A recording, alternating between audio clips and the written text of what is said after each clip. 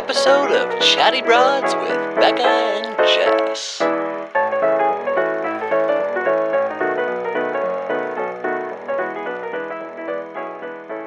Broads.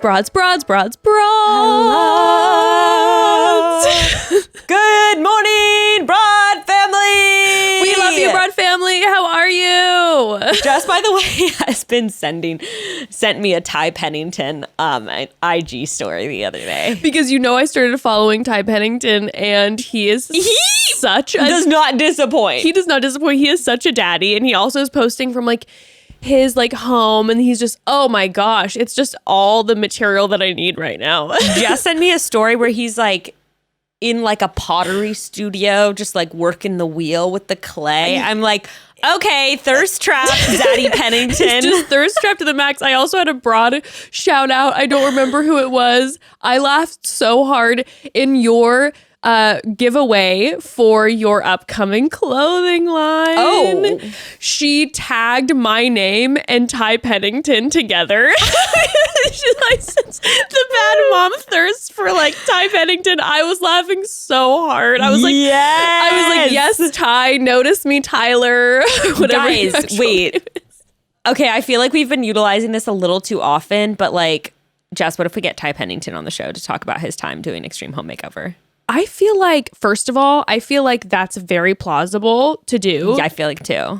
Also, apparently he was doing Extreme Home Makeover. I actually, because of course now I'm digging into Ty Pennington because love eyes. But apparently he did Extreme Home Makeover for 10 years, and the numbers were crazy. It was great. Everyone loved him. And one day they just fired him and replaced him with no explanation with Jesse Ferguson, who I love from Modern Family. But he was yeah, and he ended up doing an interview and being yeah, I'll be real with you. I love my family over at Extreme Home Makeovers, but yeah, it was devastating, and it made you question, was I not a good host? I don't understand. Yeah, so I want... What? I want Let's get him on to spill the tea, Rods. Get him on. Get a Ty on. We need him. Yeah, I feel I will just be... By the way, if he comes on, I'll be so flustered, and all the comments will be oh my gosh, look at Jess. She's so red, and she's such a nervous wreck, and I will be. You'd be yeah, big fan. Your voice gets all husky. You're big fan of Extreme Home Makeover. Hi, Chatty Broads. How are you doing today? We're joined by we're joined by you look on your phone as if you don't remember his name. You're we're joined by Ty Pennington. Ty, how do you pronounce this? Pennington. Stupid. T.Y. Pennington. Thank you so much for Ty joining Pennington. us. Let's get him on, Broads. Okay, that's not what we're talking about today, though. No, we are talking about me. About Bekah with a capital B, honey. We're actually not, though. We're just talking about... So, my little clothing collection is coming out on Monday, which is crazy. That's so And I would wild. set your alarms because I think I probably did this on way too small of a scale because I was trying to be really eco-conscious and don't want any extra excess, excess stock or anything. But because of that, I might have seriously underproduced. So set your alarms. I think it's a 10 Pacific time on Monday. Oh, okay, that's a reasonable time. I was ready to wake up at the crack of dawn. Just it's girl, 3 in the morning. You're already getting your Good Alma merch. Oh my God, I'm so Mail Queen. I'm so excited. Anyway, so that's happening. But I just wanted to have a conversation, a bigger conversation about just fashion and environmental issues surrounding it and all of that, and just kind of have a broader conversation about the topic. And so yeah, we are going to have a great guest today who she actually filmed a little thing at my house before the pandemic where we talked about like living a living a lower waist life. And so she actually like came over to my house and like went through my closet and we talked about stuff. Yes, I remember that. That was so interesting. Yeah. So anyway, we thought that she would be a great person to talk to that about. But yeah, anyway, it's exciting stuff. I cannot wait. I'm so excited for you. How was the process of making the line? Can you? Oh, a fucking nightmare. Let me tell you. A nightmare. Hell on earth. I regret all of it. Well, I mean, dude, I started on this project like at the end of 2019, which is crazy, like a long time ago. And in my head, I was like, this is going to take like 5 or 6 months.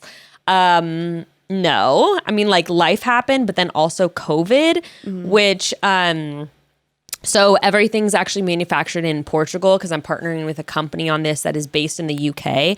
And so they've actually been working with this factory in Portugal for like over 20 years. Super transparent in terms of production there. Like I've seen photos and videos from all the manufacturing facilities.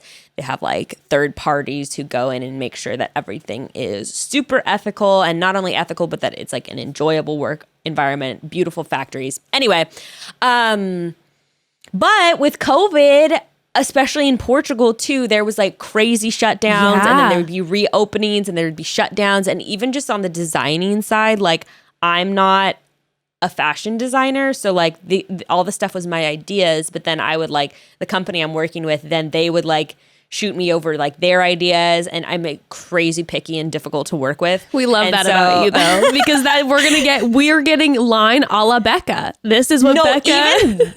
Even this, I'm like, oh my God, there is like so many things I would change like even now because I just like change my mind all the time. And so like even now I'm just like, oh my God, like I shouldn't have done this. Like people are going to hate this. Like this is like the stuff that's going on in my head. And like I should have done this like 2 inches shorter and like whatever. So that was crazy because I was going back and forth with them, and I would literally like we'd get on a call, and of course this is all over Zoom too. So when you're trying to like make adjustments in terms of like style and fit over Zoom, that is crazy. Oh yeah. And you know, sometimes I would be like, oh, change this, and then 2 weeks later I would be like, oh, I want it to be like this, and they're like, that's the change you made like 2 weeks ago. Like it used to be like this, and I would be like, and you're like, oh. Times are changing. I just like to keep you on my toes.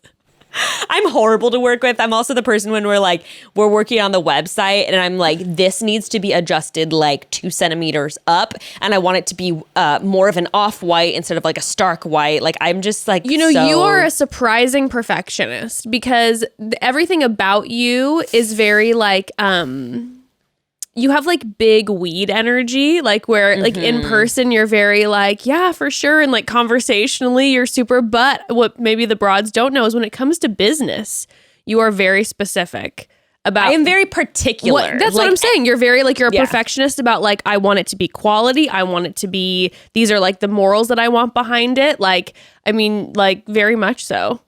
And it's still not good enough for me. Like, and I'm particular about certain things, like, and Jess knows this too. In other areas of my life, I'm like, I don't give a fuck. And that is an issue sometimes too. But you know, like things can always be better. And so like actually going into future launches, like in the next launch, we're only going to be working with natural dyes. That's something I wasn't as educated on in this launch, but like we're only going to be using natural dyes. Wow.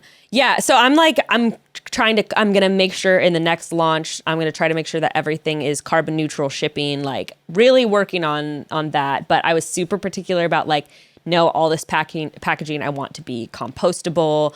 They were like, oh, we have these biodegradable bags. I'm like, no, I want compostable bags. Like I want backyard compostable bags. Like, so it was a lot. And like, I really am a nightmare, I'm sure. But you know, in the end, it's my thing. Yeah. It's my project. Yes.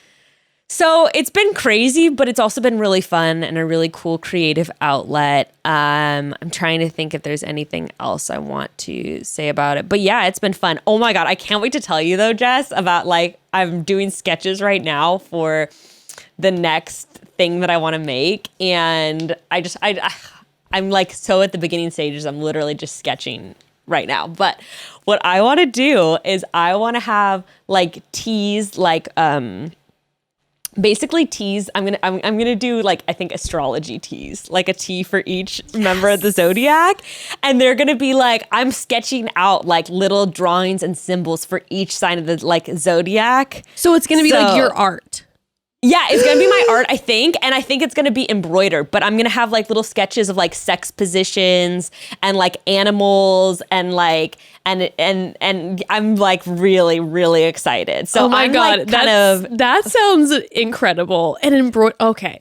Also, side note, just like picturing you with like your sketchbook as like now like a fashion designer, just like looking out the window and just being like with the music and the no TV.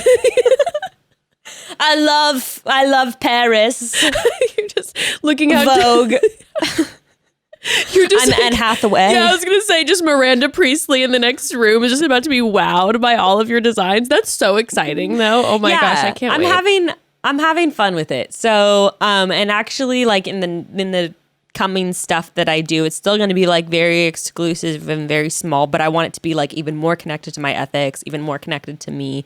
But still, I am very proud of what I've made this time. But like, I am fully like expecting that there may be issues, you know, and like whatever. But it's the first time. It's exciting. It's so exciting. Anyway, well, congratulations! I cannot thank you wait. For supporting me. A girlfriend, are you kidding me? And like you said too, this has like been like a labor of love, and this has been a while coming. Specifically, on top of it with the pandemic and everything. So, big congratulations! Big cheers to you. If it wasn't, you know, early in the morning, I would definitely be clinking a glass of champagne or vino to you or something. But you know, working on that. Thanks, Queen. Thanks, Queen. Yeah.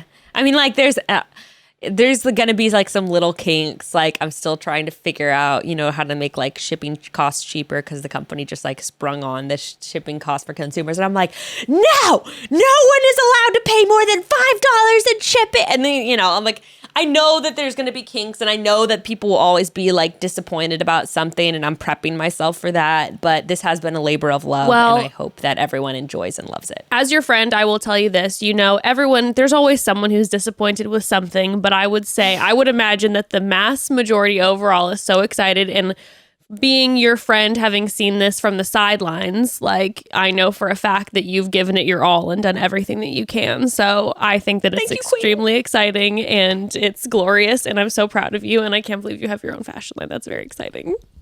Thank you so much. So should we dive into our guest and talk about Let's do it. This conversation, broads? I'm super excited for you all to listen to because Abigail, our guest, and Bekah spout some knowledge I didn't know about. And it's just like, yeah, it's a really great conversation, super informative, and let's get into it. Let's do it. Okay, broads, we have to take a quick pause. Here's the thing. Bekah and I both have multiple pets. You'll see Bekah's cats in this podcast a few times, I believe, the tufty little tail. And if you're anything like us, your pets are just members of your family. That means they deserve the best across the board. And I will gladly admit that sometimes I go overboard with my puppies because I love them so much. And one of my favorite brands when it comes to pet grooming products, and I have to say not one of my favorite brand, is Scout's Honor. They tackle everything from itch relief to odor control and skin and coat health, which my puppies struggle with. And if you've seen my dogs, you know that they are the two most opposite breeds ever. I have a giant Mastiff and a teeny tiny Chihuahua. Both, though, have little skin allergy issues, which have been like fully solved since using Scout's Honor. So we are amazing. So grateful. All of their products are both scientifically proven, but also natural, which is so important. And oftentimes pet products are full of harmful chemicals that aren't good for your pets, let alone the rest of your family that's going to inevitably inhale them when they go in for puppy and kitten snuggles. Mm-hmm. But all of Scout's Honor's products are probiotic, so they support healthy bacteria to help combat any of your pet skin issues. And I have the Grooming Essentials kits for my cats, and the lavender scent is fantastic. Guys, it smells amazing. I can fully get behind this brand. Smells so good. All of their scents are so good. I love the lavender. I think my favorite has to be the Dog of the Woods scent because it's this like amazing combination of sandalwood and vanilla. I swear to you, it smells like your favorite woodsy perfume. And my pups have never looked or smelled better than they do now that we use Scout's Honor products. To receive 20% off your first order, go to scoutshonor.com/chatty. Now, that's Scouts with a K. So Scouts Honor, SKOUTSHONOR.com/chatty for 20% off your order. Scouts Honor. Natural and preventative grooming solutions for pets. Scouts with a K. Scouts Honor. And speaking of grooming solutions, broads, everyone's hair is so unique to them, which means every hair care product needs to be just as unique. There's only one brand I trust making custom to you hair products, and that's Function of Beauty. And Lord knows I'm very particular about taking care of the hair that I have, so Function of Beauty it is.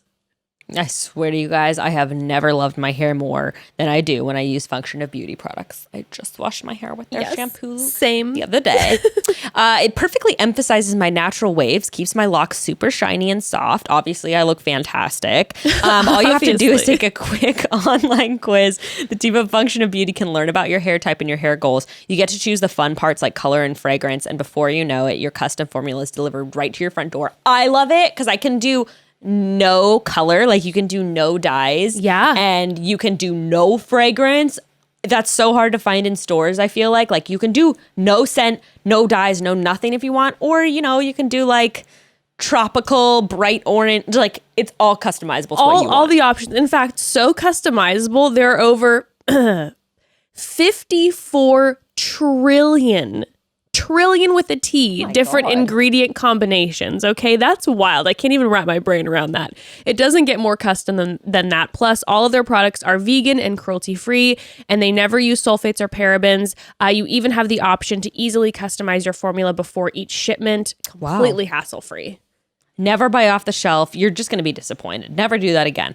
Go to functionofbeauty.com/broads to take your quiz, and you'll save 20% on your first order. That applies to their full range of customized hair, skin, and body products. You just go to functionofbeauty.com/broads, let them know we sent you, and you're going to get 20% off your order. Functionofbeauty.com/broads.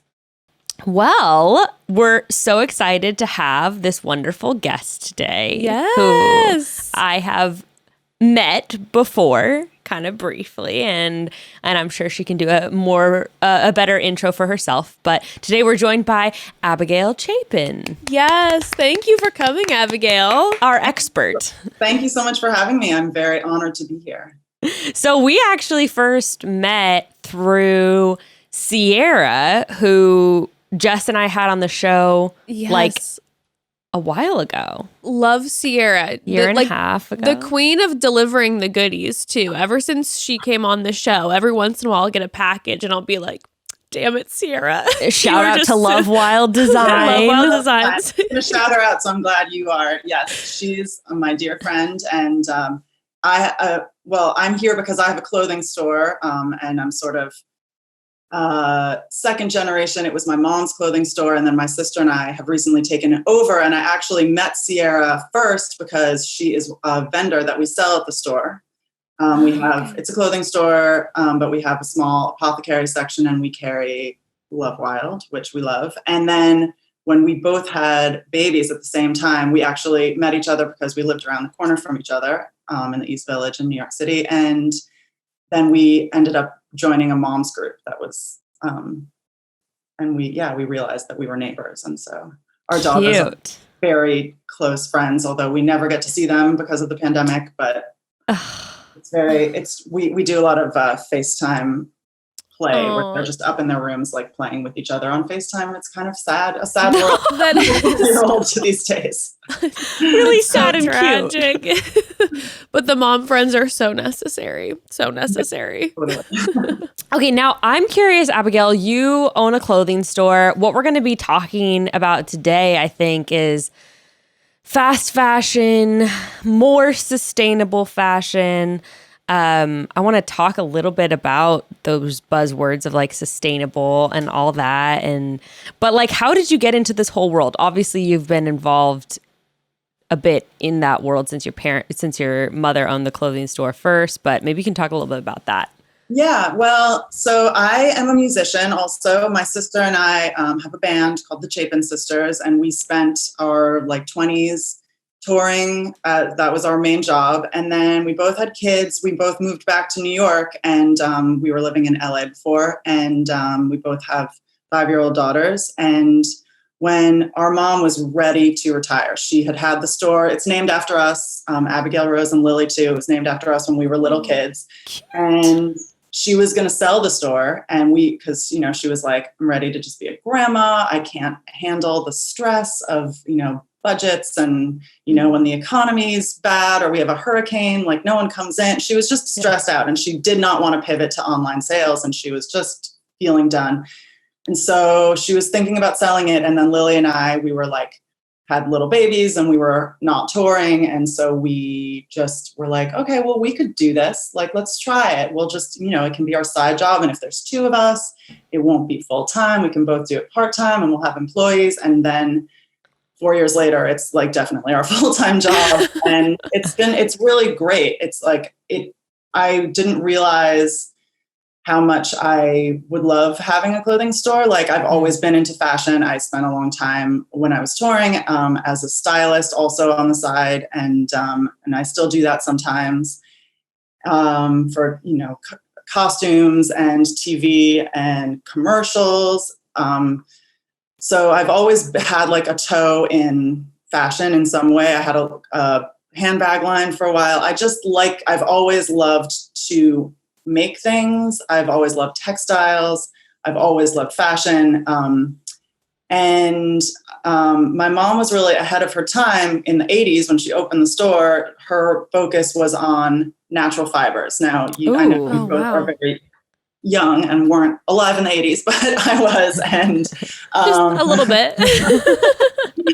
And like everyone was really into not natural fibers. Like, I look at my class picture from like 2nd grade and everyone's wearing a fluorescent spandex dress and I'm wearing I look like I'm in Little House on the Prairie, like I'm floral, knee-length floral puff sleeve dress. But my mom was definitely on that tip very early.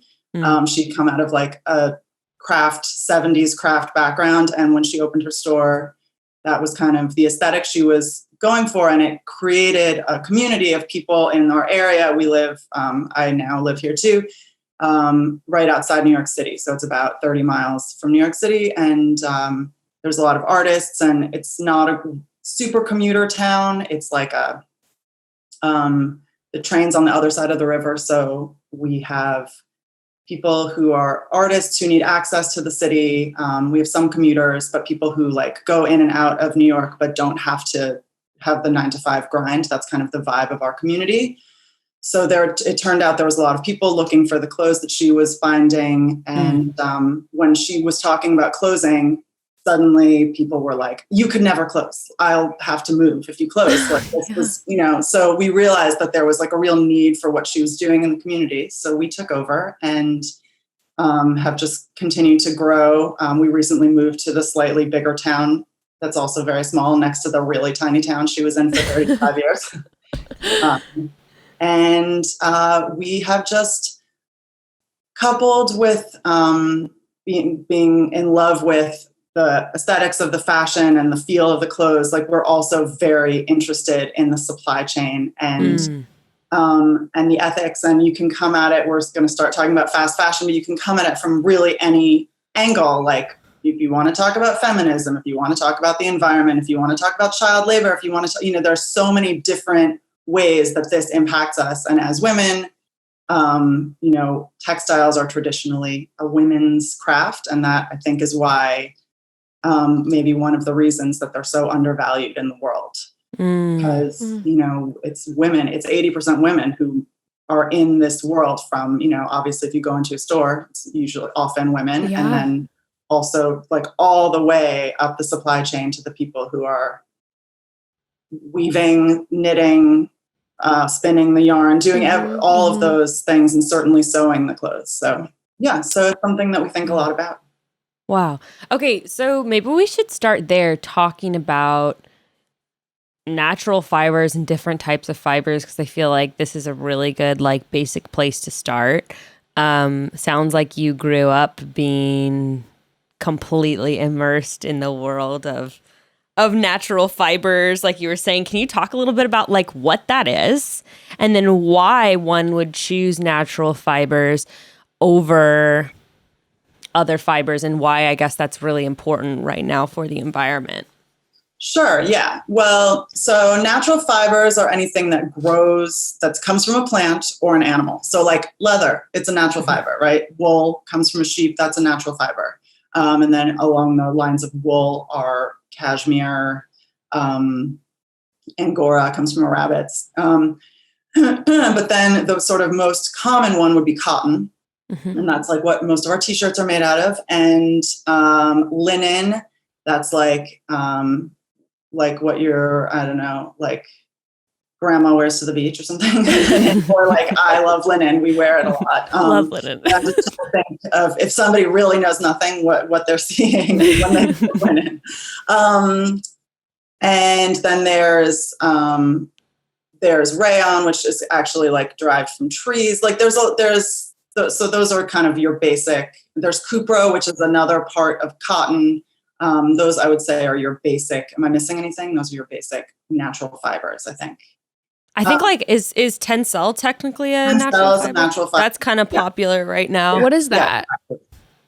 Tencel, I believe that it's like similar to rayon. Okay. I think MeUndies is made of Tencel. Oh, that's how you pronounce it. I've seen the word. I wasn't 100% sure. Okay, yes. And it's kind of got like more of that stretch, like a little bit more stretchiness. Yeah, very soft and it's very stretchy. So soft. And so MeUndies. So anything that is like athleisure or athletic wear or has stretch to it or is shiny or is like a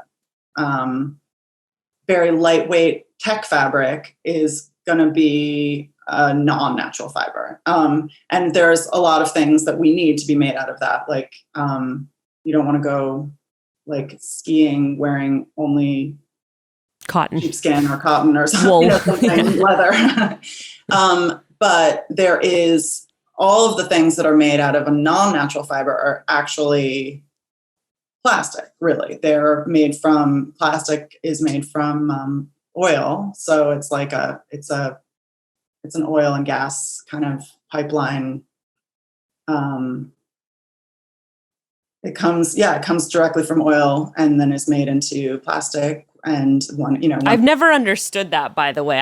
It was only recently where I was like, plastic is made from oil, like a couple years ago. And I was like, what does that even mean? How does that happen? And like, what are the impacts of that? Well, they're huge. And there's an amazing documentary called I don't know, I have to find it, like The Secret of Plastic or something. Basically, like the demand side is not pushing out all the plastic that we have or all, like it's a supply side issue. Like they just need us to keep using plastic. So they are pushing it out and using it for more and more things. That's why you get like a banana wrapped in a banana shaped plastic holder because like there's so much plastic. The oil companies like need us to use more and more and more because they just are trying. They're like, see the end in sight, and they're like, we got to get more out before make hay while the sun shines. Like they know that they need to just keep pushing plastic at us in every possible way. So one of those ways is in clothing. And really, I see, is that your cat, Bekah? Yeah, that's my cat tail right there. Walking by. It's like, wait, when did it start? When did it become a thing? Is that like the 50s or like, because I feel like there was a period where like there was nothing plastic, and then all of a sudden everything was plastic. And I feel like you can see it at vintage stores and stuff too, where like all of a sudden you have this whole decade where there's just like Tupperware, like, like everything is suddenly made out of it. Well, honestly, plastic is super useful. There are so many things that we could not do without plastic, like prosthetic limbs. Like there are so many things that are very necessary. Tupperware is a great example. Like you're using it over and over again. It's that we don't need, we need probably a 1% of the plastic that's in the world. Like there are certain things that really don't need to be made out of plastic. But certain things do, and that's fine. But it's kind of like everything else, like moderation in all things is fine. And that's the thing about clothing too. Like everyone owns probably 10 times as many articles of clothing as they can actually wear. Yeah. And Becca, I've seen your closet because we did this last year, and you don't have that much. You're very streamlined in your closet. Yet laundry day comes around, and suddenly it's like I own like an entire mall. Is what that feels like. I have many pieces of clothing. Yeah, I mean, we all do. And that's, not to like launch back into my statistics, but I'm going to, the average American buys 60 pieces of clothing a year. And that's a lot. That is a lot. So that counts for the, like, you know, the uncle who wears the same shorts he's been wearing since the 50s or whatever. Like that accounts for the people who buy none. So then there's a lot of people are buying twice as many, 3 times as many as that. That's a lot. Well, yeah. Wow. I mean, that comes down to like 5 articles of clothing a month, which then when you think of it that way, it's like, yeah, maybe I go like shopping once a month and buy 5 things. Mm-hmm. Yeah, buy 5 things. And it's true if you break it down. But the flip side of that is that 85% of those, which I did a little math, that's 51 of those items ends up in the landfill. It's not like that is everyone's wearing all 60 of those things. Right. They're ending up in the landfill. And we think, and I totally do this. I mean, I think everyone does this. We were like, oh, you know, I love this shirt, but I'm never going to wear it. I'm going to bring it to the Goodwill drop. Mm-hmm. And then someone else is going to buy it and they're going to love it at Goodwill. And we think that, but if 85% of the clothes are ending up in the landfill, the 15% is that's left over is the things that we're wearing, the things that are sitting around in our closet, the things that are being sold at Goodwill, and the things that are being shipped overseas and other people in other countries are wearing. And still that leaves 85%. Yeah, I mean, I've seen like at our thrift stores in LA before. It's funny because I remember one time I was just doing some resale of stuff I found at the thrift store, and people are like, no, you need to like leave that stuff for people who can't afford clothes. And I'm like, oh my God, if you've ever been in like a LA drop-off center or an LA thrift store, the issue is not that there's not enough affordable used clothes for people. The issue is that there is an influx. And so much of that stuff too, I mean, I think this is a great thing to segue into, is trends that died out like years prior that no one wants to wear. Like, and when you go sort through a thrift store, a lot of the time it's like stuff that was popular in like 2011 that like literally no one wants to wear now because it was very trendy for the time and now is completely like obsolete and irrelevant only like several years later. Yeah. I mean, I think that something being 10 years out of date, like things are now with the way the internet is and the way that trends are going now, it's like much faster even than that. Like the trends, like you can see something and be like, that was really popular like 2 months ago. Yeah. And I would never wear that. And that's what fast fashion. So fast fashion, when I was saying that I was talking to you guys about fast fashion, or to you all, I'm trying not to use you guys as to women,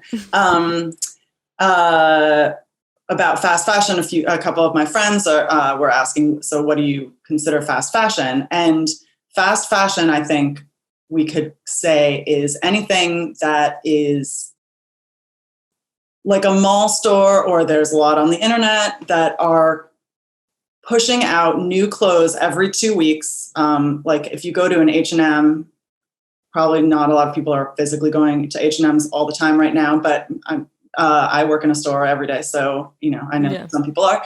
And if you go to an H&M every 2 weeks, they have completely new clothes. You don't recognize it. Yeah. The two from 2 weeks ago are on super sale and they're like passe. They're now $4. And the new ones are in the store, and they do that every 2 weeks. So that is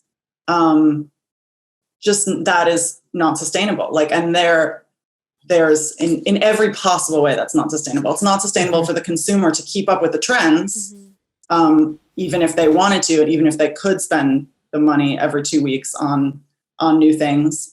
And it's not sustainable for the earth in every possible way. We have just a huge clothing problem. Like there's way too much clothing already on the planet, and it's not going anywhere. Like natural fibers will disintegrate eventually, like cotton. Maybe, but even like in landfills, it's like if it's stacked in between plastic bags, I think a lot of people don't realize that. It's like a lot of stuff like banana peels won't even disintegrate for like years and years and years. Yeah, I guess you could compost your own sweaters, but but like, yeah, they're not gonna. I was reading something if someone was like, yeah, the way it used to work is you would have a piece of clothing like a sweater and you would wear it and you would mend it and fix it until the point where it literally was falling apart, and then you would, you know, cut it into scraps and maybe use it for, you know, cleaning in your kitchen or whatever, or cloth diaper inserts for like, you know, or whatever. This is like, we're talking like 100 years ago or even like 75 years ago. And then you eventually like tear it up into small strips and you do like put it in your compost in your garden. Yeah. And like, that's what people did for thousands of years. Right. Even my mom, who is just like, she lives that way a little bit. I mean, she had a clothing store. She has lots of clothes, but she also like all her rags are like my dad's old underwear and her old t-shirts and like, you know, things like that. And every once in a while, like you open the rag thing, you're like, Mom, this is my very special t-shirt. You can't use this for a rag, but you know, but yeah, I think that is totally like why buy rags if you have excess things that are just going to end up in landfills. It's true. And yeah, clothing used to be a currency. Like we've been reading with my 5-year-old, reading lots of books about old time things like the American Girl doll books and Little House on the Prairie books. And they get like one dress every couple of years if they need one. If they, you know, if their sister's old dress, and it's very expensive and it's very special like that. Yeah. And they really, that's all they need, and their mom makes it and whatever. But like, you know, obviously we're not trying to go back to that in any possible way. Like that's not what we want. We're all people who like clothes. You know, I have a clothing store, you have a fashion line. Like we're I mean, it's very cool. It's great in this time that we can use such an amazing art form as a form of self-expression to like show who we are to other people and to, you know, have fun. Yeah. But there are ways that you can do it that's a little bit gentler. I was even just thinking when you were talking about reusing the rags, something that I've been trying to remind myself is like how many things I don't need to buy in terms of even like, I was like, oh, I want to get reusable cotton pads for like my face, you know, for like facial cleansing. And I'm like, wait, I have like old flannel pillowcases, or like I can go to the thrift store and get a whole flannel sheet and I can like literally just cut those up into squares, cut them up into bigger squares for like, you know, burp rags. I don't need to go out and buy a new like piece of a textile every time I have some need for something. Like I don't really need to buy burp rags. I don't really need to buy like facial cleansing cloths. Like I have all of this fabric at my dispense, like at every turn. Right. Yeah, totally.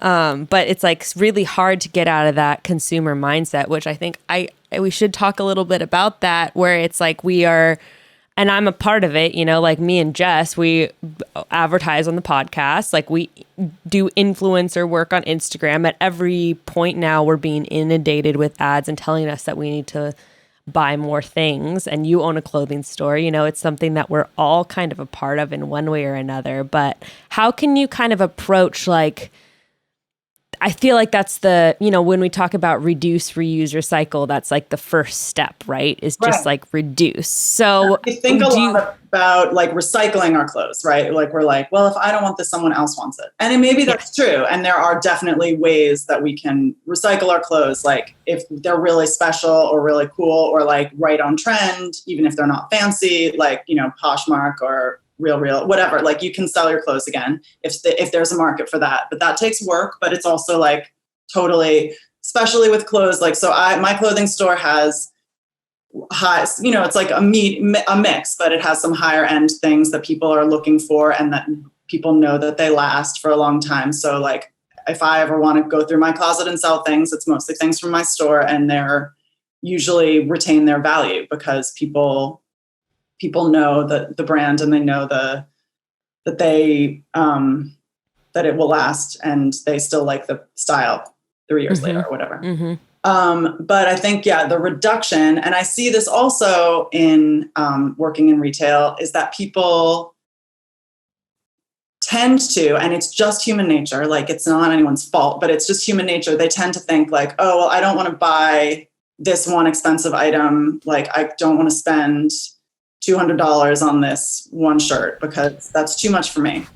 But I love it, and I wish that I could have it. It's my favorite. I love it. It makes me feel great, but I don't want to spend that. And then so they find like 5 other things that are less expensive, that they don't like as much, but they're less expensive. And then they walk out of the store having spent more money than if they just bought the shirt. But they feel like they got a deal because they bought the thing on sale and then they got other stuff. But then it's human nature. And I've certainly done it. And I'm sure you have too. Like, I'm not trying to blame anyone, but it's just, I think we're so ingrained that more is always better. Like that we should get more things for less money. And that is better than having like the one thing that costs the same. Yeah, I mean, even when I go to a thrift store, which is like fine in terms of sustainability, I remember as a teenager, I would buy like 20 things from the thrift store, and like most of the time I wouldn't wear like 3/4 of it, because I'd be like, I just bought this because it was $1 and I recognized the brand, and I was like, $1 for this brand, like I'm gonna get it. That was one of the biggest things when Becca and I first started the podcast. I knew nothing of fast fashion, and I was very grateful to have her in my life to help educate me. So I started doing like all thrift store shopping with my clothing. And initially it was that I was like, oh my God, a $1 rack. And I'm coming back with just so much stuff. And my husband looks at me and he goes, I mean, is this the right thing either? Like, this is so much. He's like, keep doing this, but maybe just not quite as much excess. And I'm like, okay, a balance.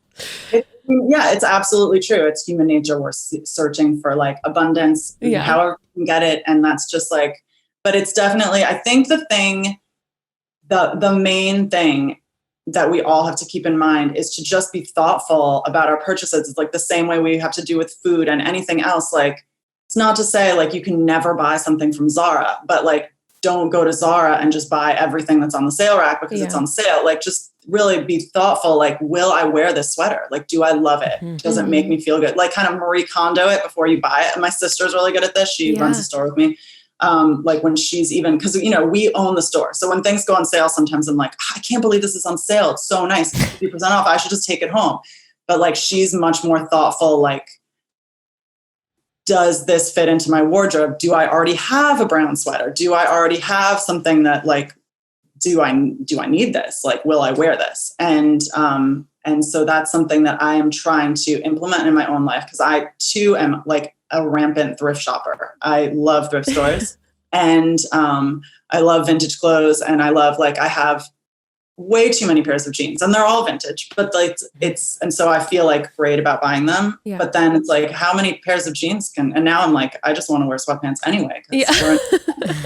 I'm a mom and whatever, but like, how many jeans can one person really wear? Like, you don't really need more than 2 pairs of jeans, but I have 25 or, like that. It's just, it's something that we all have to really, I think it takes honesty, it takes honesty with yourself and a lot of self-reflection, which is like not easy, but honesty, I think, to just be like, do I need this? Am I going to like this for more than 2 months? Like you said, does this fit in my wardrobe, or is this just like a fun, novel thing? Yeah. And I think being really thoughtful also, like, one of my favorite things about working in our store that's been, it's been there for 35 years in the same community. We have so many customers that have either been shopping there for the whole time, or their mothers did and now they do.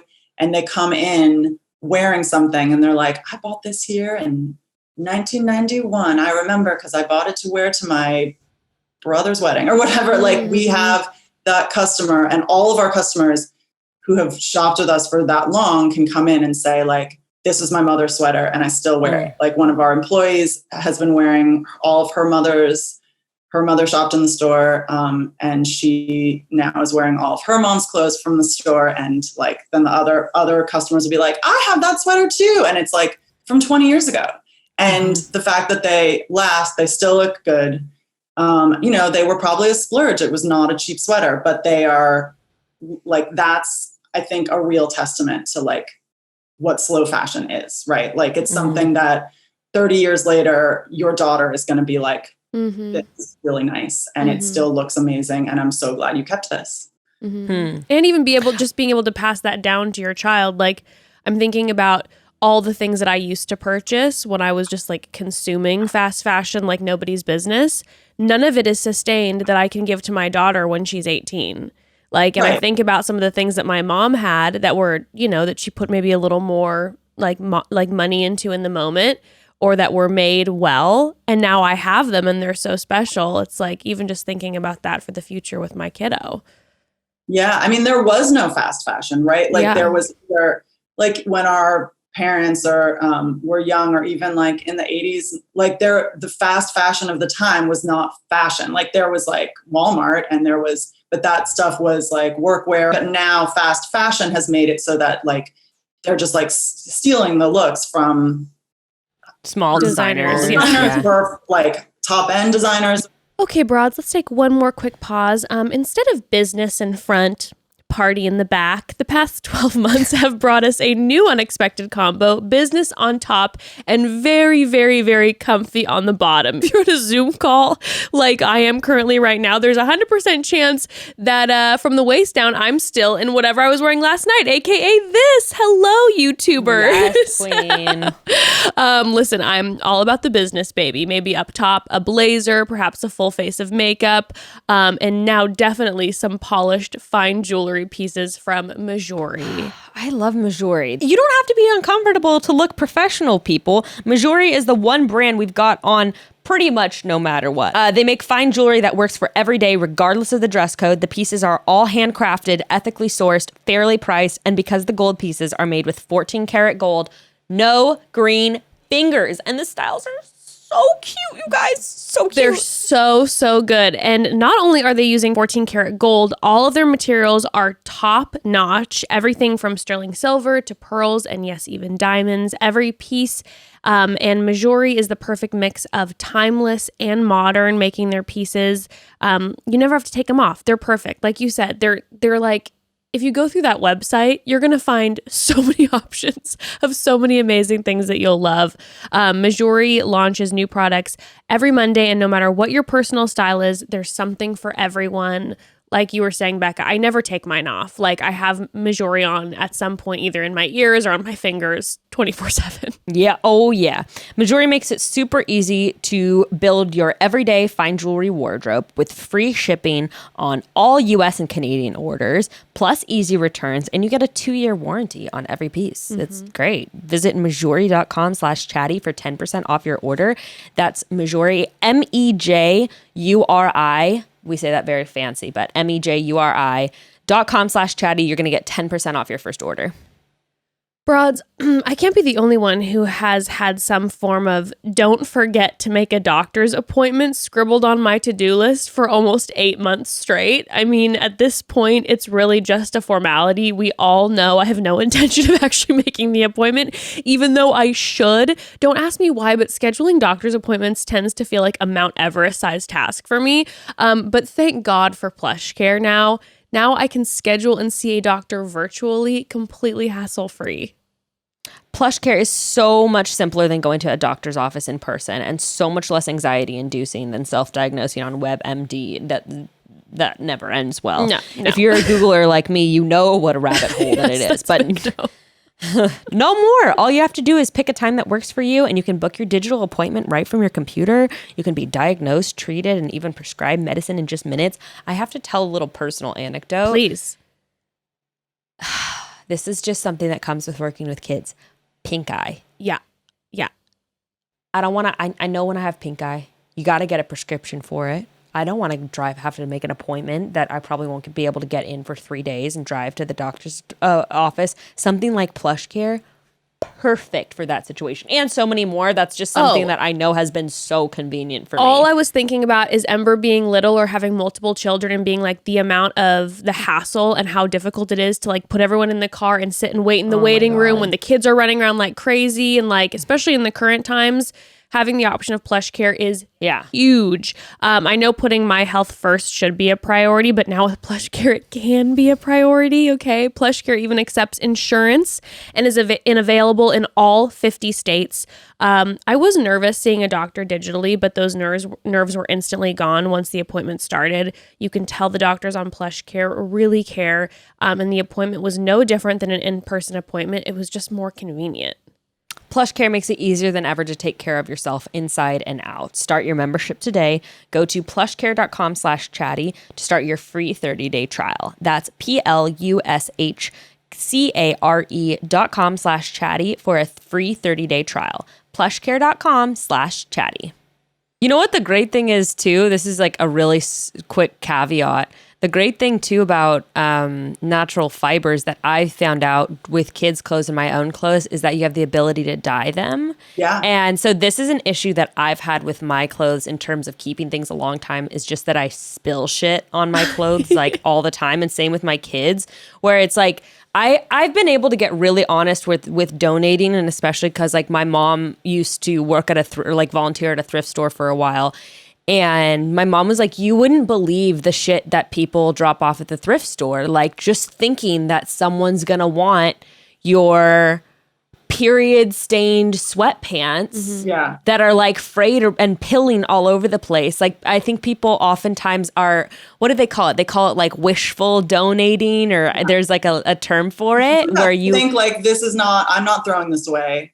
I'm donating it. And then the thrift store is left to throw it away. Like, yeah, thanks, exactly. yeah. It gets it out of your conscience. But at the end, like, and especially shopping at a thrift store, it's like, now I get gifted stuff all the time with PR stuff, and not trying to make myself sound like a saint or anything, but now I freak out. I get like paranoid. And so I'm like, if I get a new pair of like, let's say gray sweatpants through PR gifting, I'm like, okay, I already have a pair of gray sweatpants, but they're like in worse condition. Like I'm going to give away those gray sweatpants because then maybe someone will actually buy them instead of them getting thrown away. And so now I like try to donate stuff that I think people will actually buy, because most of it does end up in the trash, people. Mm-hmm. Anyway, that being said, with the natural fibers, what I've started doing is keeping just like black dye on hand. And then, of course, I also avocado dye stuff, so which I've talked about on my Instagram. So if things get like, coffee or tea spilled on them, I can avocado dye it. But then sometimes there's really gnarly stains, like with my kids' clothes. And I've just kept black dye, which I'm sure there's probably environmental implications for that. But I've started doing this every couple months. I'll get a load together and dye everything black. And then it's like a new style, and then I also that stuff is not ending up in a landfill, so it like gives it new life, a new look, and then it's not something that just has to go in the trash because it's just covered in stains. And let's be real, no one wants someone else's clothes that are just covered in stains, and no one wants to I don't want to wear that. Well, just to make you feel better, your whatever dyeing you're doing in your own washing machine is like much less bad for the environment than industrial dyeing on any level. So like you doing it yourself, it's like, sure, the dye is like not great for the water table or whatever, but it's not super bad. But in general, like dyeing and cotton production, I mean, so we think like natural fibers are better, and they are in many ways because they're not shedding microplastics into the water. I mean, we'll talk about that in a second. Yeah. But so cotton production is incredibly toxic and takes a ton of water. So that's another thing to think about. Like it takes so much water. I think, I have a stat here. 20% of the world's water pollution comes from textile production, from the growing cotton. Sorry, my dad is trying to call me, so I keep being like, ignore. So yeah, it's cotton. What is it? It takes. Where's I thought I wrote this down. Get out that fact sheet. I know I do. Oh yeah. 20% of the world's water pollution comes from textile treatment and dyle because that's not to mention how much water it takes to create an article of clothing. Like there are places like the former fourth biggest lake in the world was in Uzbekistan, and it's now dried up because they diverted the water in the 50s for cotton production. Wow. And in 1994, it was at its 10% of its size, and now it's completely gone.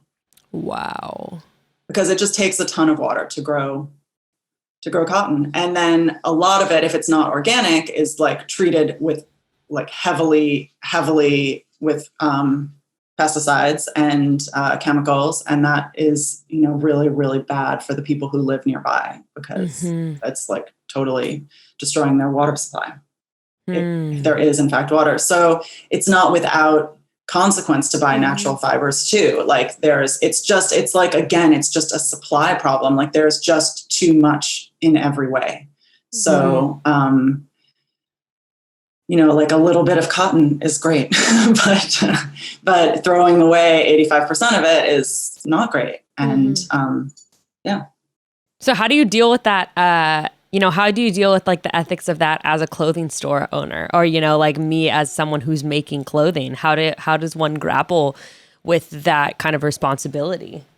That's more of a personal question for you. Yeah, no, it's definitely something that I think about, and it's like the same way when I was a touring musician. How did I grapple with like flying all over the world, right? Like there are certain things that you're like, okay, well, this is not like why I'm in this business. It's not for the carbon footprint, or it's not for, but I do love clothes. I love the community of having a store where people are like-minded and come in, and I love the designers that we work with. And we are I think this is an important point for listeners too. Like there's so much available now with social media and to find out about the supply chain of your clothing, like the brands that you're supporting. And if it's not visible, like you can ask you can write on social media, like, I'd really like to know about the supply chain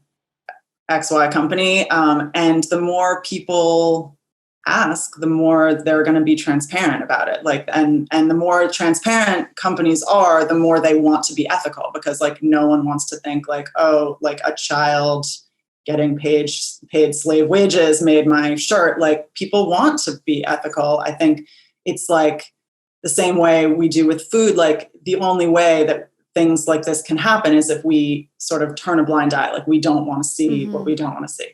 So as a small clothing store, we are able to really research what we buy and what we sell. So we have mostly women designers, and they are mostly very transparent about each step of their supply chain. I mean, it's very hard to be transparent about everything, because there's like the cotton is grown someplace, it's made someplace, it's shipped to like across the world to be woven here. There's like 17 steps. Almost impossible to be completely transparent. I'm sure, Becca, you know about that working. Yeah. I was gonna say, even with organic cotton, so a lot of people I think don't know. So like with the reason that there's so many chemicals that go into like, what's the word? Not traditional cotton. What's the word I'm thinking of? Non-organic cotton. Conventional cotton. Yeah. Is because you basically need all these chemicals to like wash the cotton and to like make sure it's all separated and everything from all the, like if you're picking cotton, there's like shit in it. Basically. This is my really, really basic explanation. So in order to eliminate all those chemicals, what you need is people picking it by hand. So then you might not have all the pollution of conventional cotton using all those chemicals, but then you add in a whole new problem, which is what are the ethics, what are the labor practices of where your organic cotton is like being picked and all like you basically have like a whole new problem with that. And moving into the future, I want to get even more transparent about that, because the company that I'm with is like, yes, like we totally like vet all these sources of the cotton, but it's really difficult because a lot of these organic cotton farms are like in India, and there's not like full transparency. And sometimes it's literally like you have to go there and like know so it's like it seems like sometimes like there's a new problem at every step. It is. And it's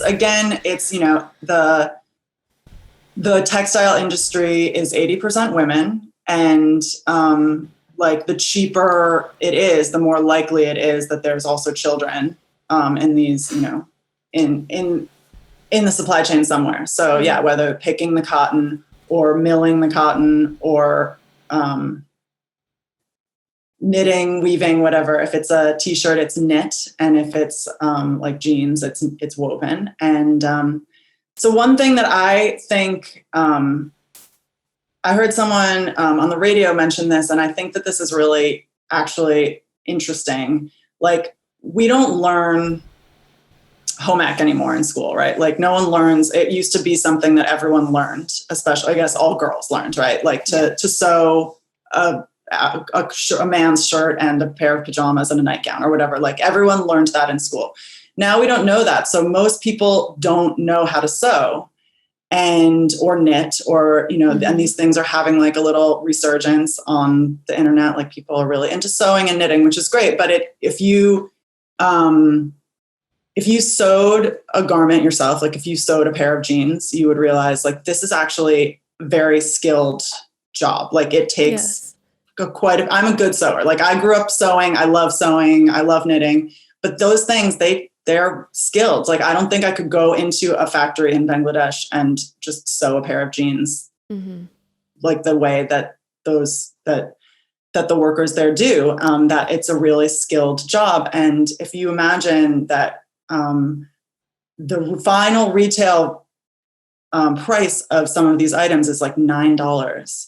Like, okay, if the final retail price after it's crossed the ocean 5 times and gone and dyed and woven and like is $9, how much are these people getting paid? Like, really, there's just no possible way for it to be ethical. It's just impossible. And it takes hours. Like, I think people don't realize, because they don't know how to sew, that like things that articles of clothing like are made by someone. Someone is making that. Someone is sewing it. It doesn't come out of doesn't come out of a mold. Like, somebody is making it at every step of the way. Yeah. And I was just even, people, one of the biggest questions I've been getting about my line is like, is it going to be affordable? And it's like, actually, relatively speaking, yes. But because people always have this qualm, they're like, oh my God, like real sustainable fashion is always so expensive. And it's like, well, yeah, because people are getting paid fair wages. Like, these are like quality fibers that have, like you said, transparency through the supply chain. Also, if you have a really small business, like I am working on a much larger scale because I have a really big following. If people don't, I mean, it's not a huge scale, but if people don't, I don't think people that aren't involved in the fashion world understand that when you're doing really small quantities of stuff, like you don't get, it's like when you buy a cup, like 1 cup instead of buying 200 cups at once, like you're going to get a discount if you buy a bunch of things at once.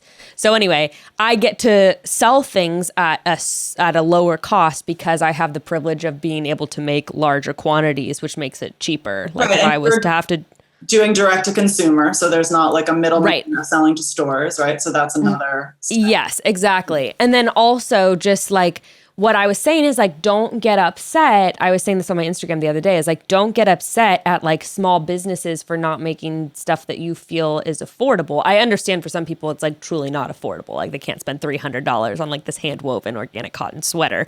But at the same time, it's like, that's not where our energy or our annoyance should be directed. Look at companies like Free People who are selling this fast fashion thing that they're buying in quantities by the tens of thousands that they're selling for $95 when they're probably buying it, from a supply chain, or they're producing it in Bangladesh or whatever, and it's costing them $3, and then they're marketing it up at I can't even think, like 2,000% or whatever of like the actual price it costs. And they're not even producing it in any kind of like ethical or remotely sustainable way. And to me, I feel like there's so much misdirected like anger towards like small businesses not making stuff cheap enough for people, where it's like, but we're buying these crazy marked up items that are produced so cheaply and in an unethical way. Or again, like if you really can't afford, like fully understand like that not everyone can afford one expensive article of clothing, but I think people have a misdirected feeling that they deserve, or like, that we all need, or they want like 50 articles of clothing. Mm-hmm. And so like, I think it's just, we all need to like just like reset our brains the way we do with food. Like we don't want to have like the entire Whole Foods vegetable section in our refrigerator. Like it doesn't make sense. Like it all goes bad. And that's like, feels bad when you're like, I just composted like everything that was in my refrigerator. And like, of course that happens sometimes, and you end up eating out or whatever, and you just like waste a lot of food, but that feels bad. But like, we don't think the same way about clothes, but it is basically the same thing, essentially the same thing. Can we talk a little bit about synthetic fibers and the issues that arise with that? Yeah, well, that is another 500,000 tons, which is like sometimes with all of this, the numbers are so big. They're numbing. It just like, I don't even understand what that means. Yeah. So 500,000 tons of microplastics are being shed into the ocean because of clothes every year. So that's like 50 billion plastic bottles. It's like really a lot. And again, like billion is like one of those numbers that I don't think as humans, it's incomprehensible. Understand. So, and those come from, so the microfibers are tiny, tiny, tiny, like minuscule pieces of plastic that we can't see, we can't, we can't taste, we can't smell, we can't understand them at all because they're so tiny. But every time we wash a synthetic item, so that could be your sports bra, that could be like your super cheap sweatshirt from wherever. Like there's lots of things that have synthetic fibers in them. And again, we talked about this a little bit before. There are certain things that like really need, like a polar fleece jacket from Patagonia. Sure. Yeah, it's recycled, but it is also made from plastic. And like, there are certain things like that. Like there's no way to make that out of a natural fiber, and that's fine. Like, it's really fine that synthetic materials exist, but it's just that there are so many of them and they're being made at a rate that is it's really cheap to make them. It takes way less like human hand. And they're really cheap. So people buy a ton of them, and there's like, everyone's really into athleisure and working out and all that stuff. If you want anything with stretch in it, it has to have basically a man-made product in it to give it the stretch. Like elastic is plastic. Yeah.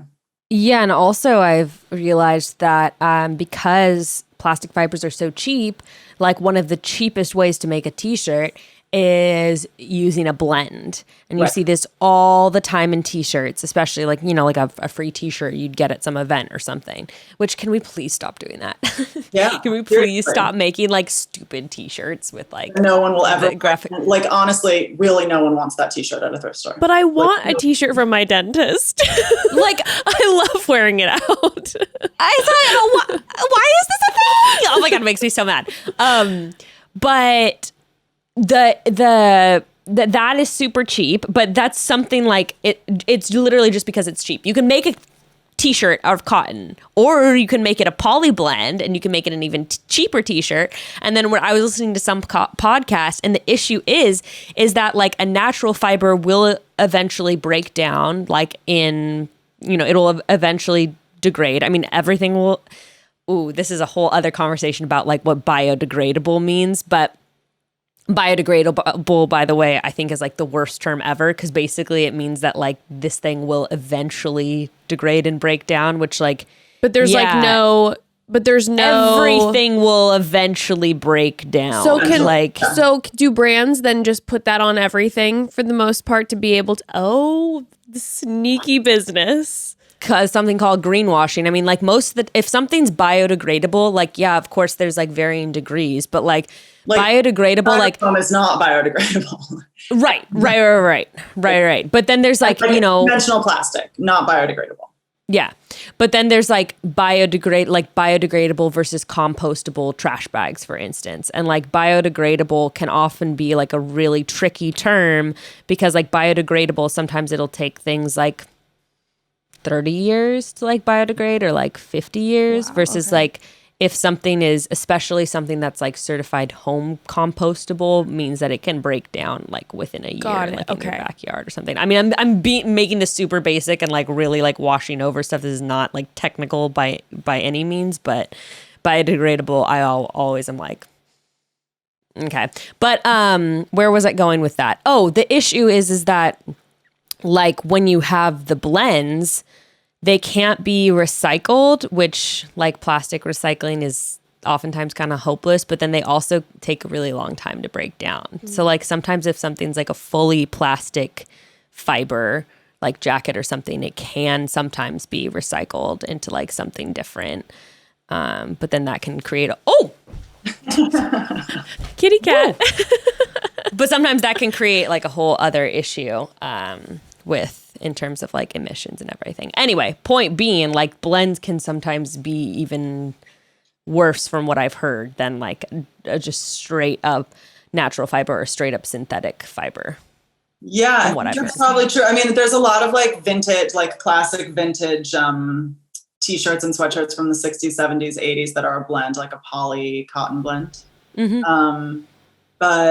And those, have a great feel to them. Like, I don't know if you remember, like all the American Apparel, like really soft t-shirts were the poly cotton blend. Fleecy. Yeah. I mean, you know, like, again, it's like, it has its purpose. I would say though, for listeners who have lots of things with microfibers in them, the thing to do is to wash them in a guppy bag. It's called a guppy bag, right? So like something that keeps the water flowing through. It has like very tiny mesh that the microfiber, even though the microfiber is very small, can't pass through. So the particles stay in there instead of going into the water supply. I mean, there's lots of issues with it. Like we also ingest it just from breathing when we're wearing it. And then, and if it goes into the water supply, we ingest it from eating fish. I mean, we're like full of plastic. There's no way around it. We've all got lots of plastic in our bodies at this point in time. And no matter what. So you are, they used to say that you're 86% water or something. Now you're 87% plastic. You're 86% water and 5% plastic.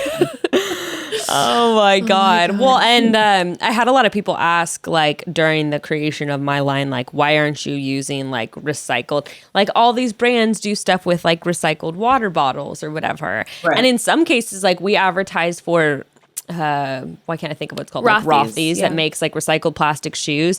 And I'm like, look, I have to buy brand new shoes anyway. Like I'm going to do that. How often do I wash my shoes? Like, that makes sense to me. Shoes are always going to have plastic in them. Like there's. Yeah. And that's great because like wearing a like canvas shoe for running, like, yeah, exactly. Leather moccasin is not. Yeah. Doesn't really work so well.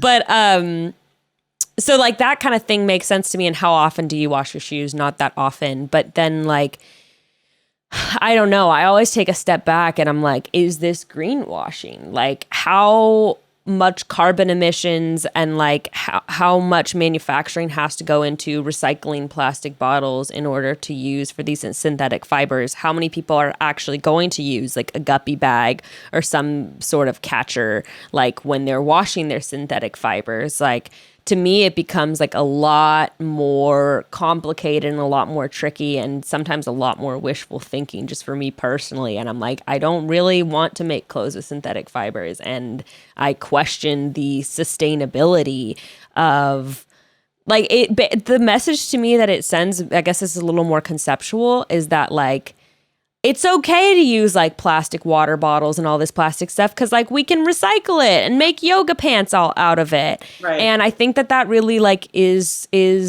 wishful thinking. Like we've learned so much more about like plastic recycling now in the past couple years, which is apparently something that plastic manufacturers knew all along, that like it's really difficult to recycle plastic. Most of it doesn't end up actually getting recycled and used. Most of it is unable to be recycled multiple times, like even more than once, unlike glass or certain types of metals. And I think that that's really important to just not get caught up in this idea that like in this new futuristic world, like we're going to make our consumption issues like okay because we'll just be able to recycle everything. I think that's like not actually realistic if we're going to get honest about like the science and reality of like the world we live in. Like, I mean, we can't. That's the truth. Like we are not. It's when we think about, like you mentioned earlier, reduce, reuse, recycle. Like we're really we've been fed the recycle part of that so much, and we don't think about the first two. Like reduce is the first one. And because reduce and reuse don't make money. Reduce and reuse don't make money. That's the truth. So reduce means like, don't buy stuff, don't buy what you don't need. And like everyone forgets that. And reuse again, also like, you know, plastic things that are reusable, i.e. like we've been talking about Tupperware or even athleisure, or even your Patagonia jacket, whatever, like any of those things. If you use it all the time, great. Like it's fine. It's the things that are like disposable, and those are single-use plastics, but those are also clothes that people buy that they want to wear one time, or maybe they never wear. I mean, that's the thing. There's so many clothes that really people never buy and never wear. So, you know, that's just, it's like one of those things we all just have to like reconfigure our minds about, because it's really, it's hard, but it's actually having fewer things in your closet, like makes everything so much easier. And I mean, I'm like a clothes horse. Like, so I have my closets, it's a lot. And now I have a 5-year-old who's also like that. So I'm like, you can get new things at the thrift store. Well, you know, and I think that's part of that is rewiring too, because of the narratives we're told in our societies and cultures, like new is better. Right. And new is also a status symbol. And it's something I've heard a lot. So I'm second, or depending on how you see it, I'm either second or third generation Mexican. And like a lot of people I know that are like first, second, third generation, like American, or not even like just people in general, but it's something that I've just seen a lot in my own communities. Like if you sit, like, let's say you're having a baby shower, like how I am or how I've learned to be now is I'm like, I'm going to buy the crib on OfferUp. Like I'm going to hit up like a Facebook group and see if anyone has a mattress. Like, especially with kid stuff, it's like people, you don't need it for more than 2 years. Like, why not buy it used? Yeah. But there's a status thing, especially when people grow up in poverty, which I completely understand. I've seen it a lot where like used is associated with like being poor. Right. And like there's a lot of politics. I don't, basically what I'm saying is that I don't judge people for having this mentality, but it's something we have to unlearn, is that like used versus new is not a status symbol. Like what it actually is a symbol of is like being frugal and like being mindful, and like all buying used is all good things. Like that shows that you're being thoughtful, that you're being, you know, that you're saving money, and those are like good things. And that's just something that I've seen a lot, just like in personal, like family, close friends and stuff, is just kind of like used as gross, which I think is something that has been a lie that's been sold to us, is like we need new things because that's better, and that is a status symbol, and et cetera, et cetera. But I think that's just something like to really think about and to really evaluate in yourself. Like, am I shying away from this because I believe it says something about like my wealth or like who I am or my value? And that's difficult stuff to get into and evaluating yourself. Absolutely. I mean, we're also like only like 1 or 2 generations into the kind of fast fashion generation, right? Like it's not something that our parents even like had really. So, it used to be like cheaper to make your own clothes than to buy clothes. And so everyone knew like how to sew because they wanted to wear a new skirt to the dance or whatever. Like it was cheaper. Now, if you ever have done any crafting, you know that it's like actually much more expensive to make your own clothes in a lot of cases. Like yarn's really expensive. I'm an avid knitter. Yeah. Like people are always like, oh, how much, like, you know, like are shocked by how much yarn costs to make a sweater. I'm like, I'm not doing this to save money. Like I'm doing this because this is my hobby and I love it and whatever. Like that's, you know, if you're going to use nice quality, anything, you're going to pay for it because again, it's the same with the fabric. Like you don't want to like throw all your ethics out the window because you're, suddenly sewing and be like, I'm going to buy like synthetic cheap fabric from a sweatshop, like whatever. But it's clothing has become so cheap that it's false. Like it's not actually as cheap as it is in dollars because where we're paying for it is in the environment. We're paying for it by exploiting other people, mostly women, and by ruining water supplies to tons of people. I mean, this is gonna, like, even if it stopped today, this would go on, these ramifications would go on for generations and generations. So like, we just really need to think about where our ethics are and what we want to teach our kids, what we want to like, you know, just try to stop this mentality of like, I must have the newest trend today and throw it away tomorrow. Like that's just not in any way sustainable. And there are so many brands that are fighting against it and so many ways in which to, and like at every price point, like maybe not, you can't buy jeans for $9.99 that are made ethically unless you go like to the Salvation Army or whatever. But like generally there are tons of ways to buy used things and even used things that are originally from a sweatshop. Like if you're buying it secondhand, then that's like considerably better. Yeah, I mean, it's crazy to me, even sometimes if I want something that is like a very, very trendy thing, I can go on Poshmark or The RealReal or Depop or all these websites. Yeah. Like, and you can buy it used because there's just like, unfortunately, there is so much. But it's actually crazy if you do a little exploring how much stuff you can buy used. Like you're saying, the Patagonia fleece, like maybe you don't have to go out and buy a new Patagonia jacket. Maybe you can look on Poshmark or Depop and search Patagonia or eBay. Yeah. Yeah, and just find exactly what you want used.